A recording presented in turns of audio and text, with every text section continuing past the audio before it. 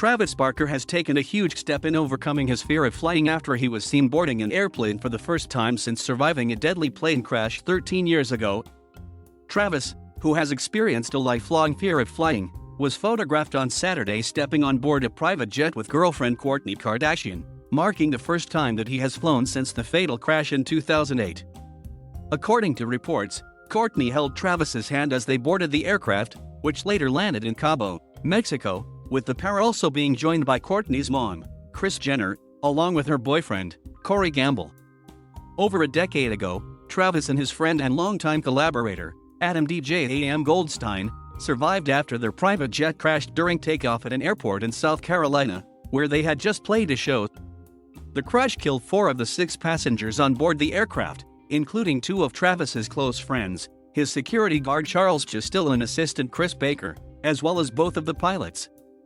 "The plane's on fire and my hands are on fire, so I unbuckle my seatbelt and I jump right into the jet, which holds all the fuel," Travis recalled of the incident during an interview on Good Morning America in 2015. "I basically ignited my whole body in fire. I'm so soaked in jet fuel, there's nothing I can do to put the fire out.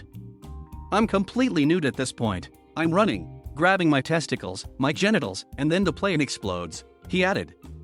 Travis suffered third-degree burns on 65% of his body and spent 11 weeks in hospital where he underwent 27 surgeries and almost lost a foot due to the severity of the burns.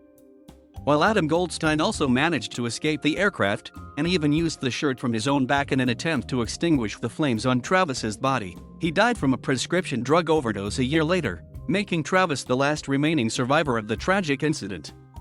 The fact Travis flew for the first time in 13 years with Kourtney is significant, since fans have spent many months questioning how they would balance his fear of flying with her passion for travel as their relationship progressed. "It's a huge deal that Travis flew to Cabo," a source told People magazine on Sunday. "The plane crash many years ago was extremely traumatizing. He has needed a lot of help to get to this point. Kourtney has been very supportive. She never pushed for him to fly. They have managed to travel in the US without having to fly and Kourtney has been totally fine with it," the source claimed. This milestone comes less than 2 months after Travis recently shocked followers by hinting that he was planning to take to the skies once more. The Blink-182 star tweeted in June, "I might fly again," to immense support from his fans. And the father of 2 has been vocal in the past about his desire to overcome his fears, opening up about his haunting experience with survivor's guilt and post-traumatic stress disorder in an interview with Men's Health earlier this year. "I was dark," he said while reflecting on the immediate aftermath of the crash. "I couldn't walk down the street. If I saw a plane, I was determined it was going to crash, and I just didn't want to see it."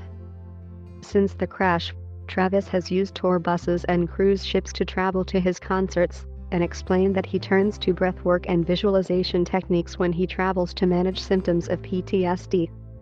But when asked if he would ever fly again, Travis responded, I want to make the choice to try and overcome it." During the interview, he went on to envision the perfect day, when he hopes to be able to return from a flight and celebrate with his children. "If I do it, and the angels above help me in my travels and keep me safe, I would like to come back and, hey, I just flew here, and then I flew home. And everything was fine. I have to tell them, because I almost left them," he added. And following his recent flight with Kourtney, something tells us Travis's perfect day isn't too far off.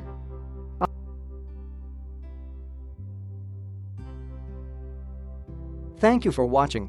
Please subscribe.